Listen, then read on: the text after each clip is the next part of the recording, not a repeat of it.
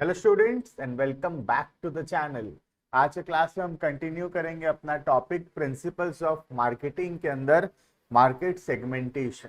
Market segmentation जो है वो एक बहुत ही इंपॉर्टेंट टॉपिक है जिसके अंदर हम पढ़ेंगे मार्केट सेगमेंटेशन क्या होता है, उसको क्यों किया जाता है, what is the importance of market segmentation and what is the basis of market segmentation.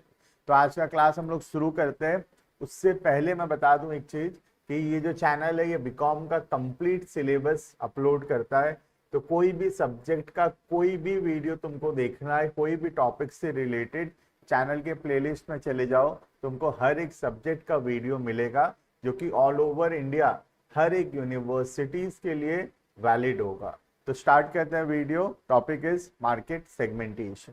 देखना, तो मार्केट सेगमेंटेशन बेसिकली एक टेक्निक है जहां पर मार्केट को डिवाइड किया जाता है on the basis of certain things like customers कैसे हैं, कौन से एज के लोग हैं, कौन से कैरेक्टरिस्टिक्स के लोग हैं, व्हाट इज द लिटरेसी या education level of the people. उसके अकॉर्डिंगली जब हम मार्केट को छोटे छोटे हिस्सा में डिवाइड करते हैं उसको बोलते हैं market segmentation.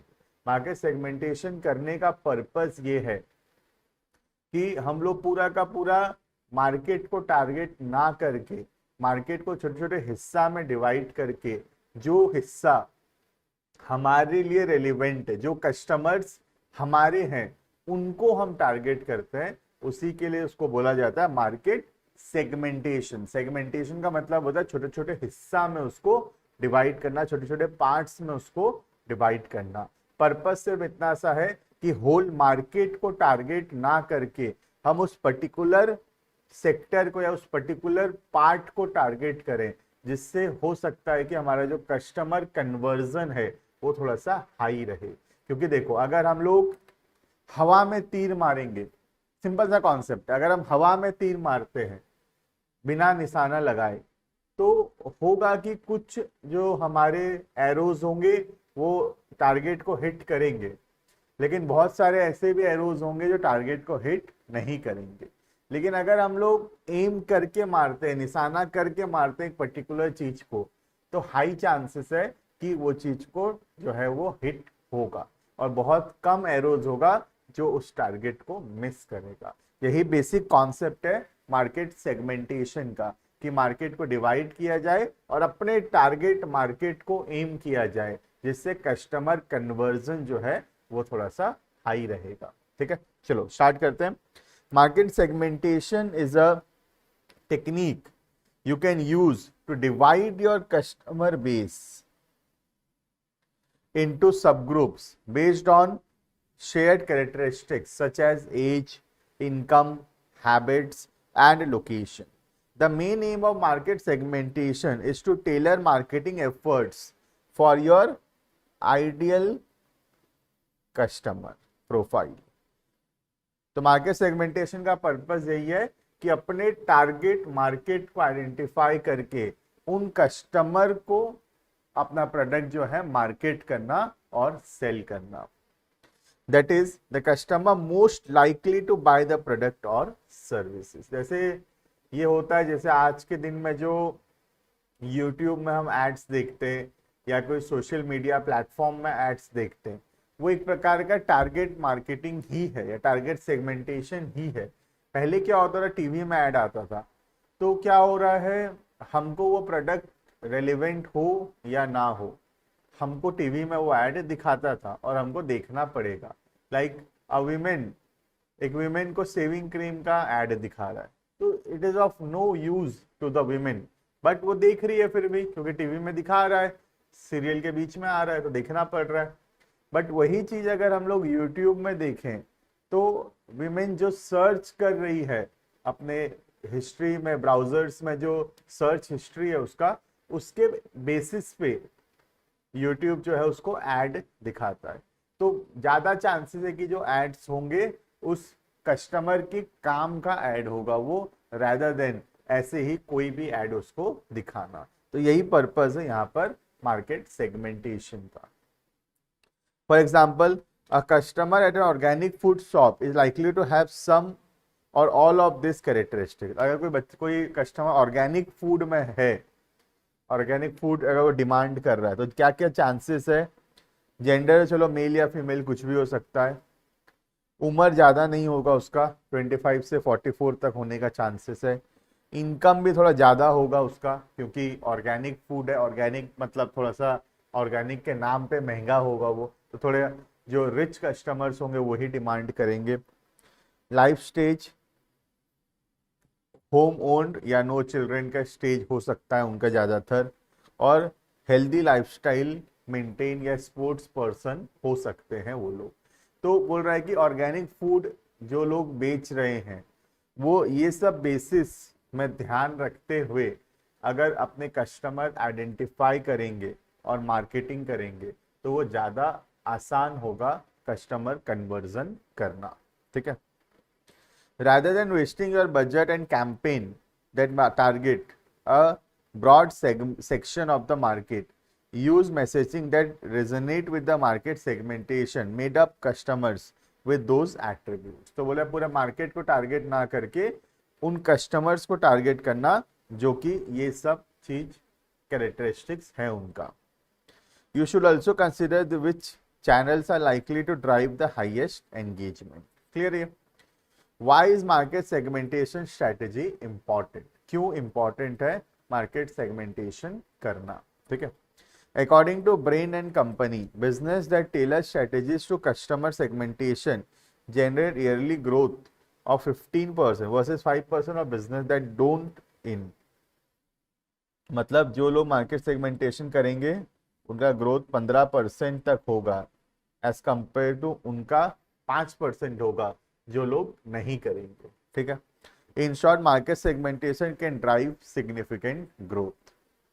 Segmentation techniques are major profit drivers because they help to define your target market and qualify customers as users of your product and services. You can then provide the personalization that 73% of the shoppers now expect from brands, sending the right messages through the right channel at the right time.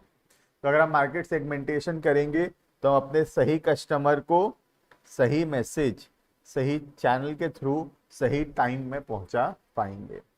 Market segmentation also helps to, और क्या क्या काम में आता है? Enter into new markets.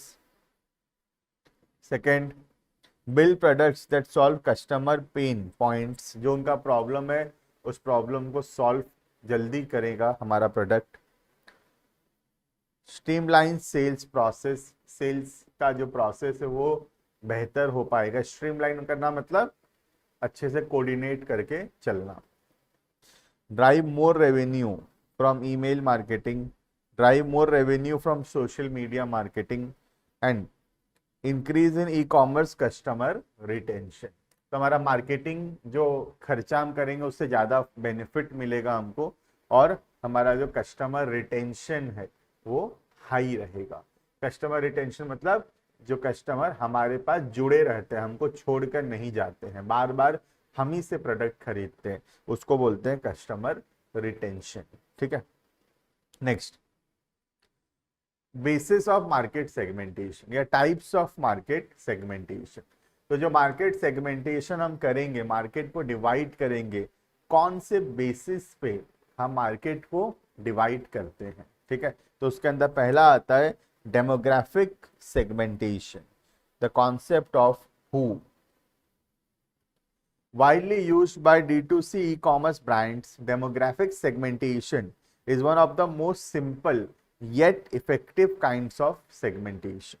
You can use demographic segmentation to split your audience and create customer personas based on objective information such as, तो अपने customer को डिवाइड कर सकते हैं डेमोग्राफिक कंडीशन के हिसाब से, like age, gender, income, education, religion या प्रोफेशन। इन सब बेसिस पे हम कस्टमर्स को डिवाइड कर सकते हैं। For example, if you segmentation your audience based on your customers income, you can target with them with products that fall into the constraints of their budget. If you are a small business or a new to e-commerce, this is a significant forward type of segmentation with 3 key advantages. तो अगर हम income के हिसाब से market को divide कर दिए हैं तो हम जान पाएंगे कि कौन से लोग हैं जो हमारा प्रोडक्ट्स को अफोर्ड कर पाएंगे और कौन से लोग हैं जो प्रोडक्ट्स को अफोर्ड नहीं कर पाएंगे। जो लोग अफोर्ड कर सकते हैं हम सिर्फ उन्हीं को एड्स दिखाएंगे। ठीक है, इजी टू कलेक्ट इंफॉर्मेशन, बहुत सिंपल है और कॉस्ट इफेक्टिव। ठीक है, luxury goods manufacturer Mont Blanc worked with yielding to present a selection of offers across their website. They lifted conversion by 118% with a Father's Day deal, offering a free gift to customers spending over euro 200, a threshold that took the spending expected of Montblanc's target audience into account. तो जो offer दे रहा है कि 200 euro से ज़्यादा खर्चा करने से ये बेनिफिट मिलेगा, तो ये जो 200 यूरो का लिमिट है ये कैसे डिसाइड किया? मार्केट सेगमेंटेशन में अपने कस्टमर्स लोगों का इनकम जानकर उनको वो लोग कितना खर्चा कर सकते हैं उसके हिसाब से वो लोग ऑफर डिजाइन करते हैं। ठीक है, नेक्स्ट द वाई। वाई मतलब क्यों करेंगे।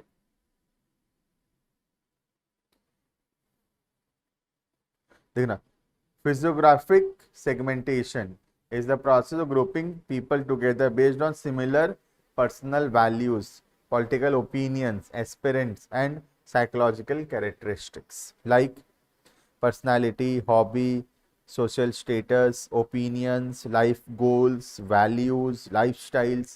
Basically psychological factor को consider करते हुए हम लोग market segmentation कर रहे हैं। Because these characteristics are subjective, psychographic is a harder segmentation to identify, but it is also the most valuable. सबसे डिफिकल्ट है इसको करना, लेकिन सबसे वैल्यूएबल भी होता है। The best places to gather data for psychological segmentation are through your audience analytic tools and social media, but you should also use surveys, interviews and focus groups. तो सर्वे वर्वे से पता चलता है डेटा, बाकी थोड़ा बहुत सोशल मीडिया से भी पता चलता है, और आज के दिन में तो सब कुछ ही सोशल मीडिया से ही पता चल रहा है। Through psychological segmentation, you can get into deep insight, deep analytics into your customers' likes, dislikes, wants, love, etc. ठीक है, तो आज हम क्या चाहते हैं, क्या खरीदने का सोच रहे हैं या क्या खरीदेंगे, ये सब बहुत हद तक हमारे सोशल मीडिया, जो हमारा सोशल मीडिया है उससे बहुत हद तक पता चल जाता है। ठीक है, you can create marketing campaigns that resonate with psychological profile. ठीक है, नेक्स्ट ज्योग्राफिकल सेगमेंटेशन कहाँ पर होगा? Where. Where is the geographical segmentation? The answer of where मतलब क्लाइमेट, कल्चर, लैंग्वेज, पॉपुलेशन, ये सब को लेकर। Geographic segmentation is the process of grouping customers based on where they live and where they shop. People who live in same city, state or zip code typically have similar needs, mindset and cultural preferences. The real advantage of geographical segmentation is to provide an insight into what your customer's location says about a number of geospecific variables. तो बहुत हद तक कौन से location पे हैं उससे फर्क पड़ता है कौन सा क्लाइमेट, कल्चर, लैंग्वेज या पॉपुलेशन से आ रहे हैं।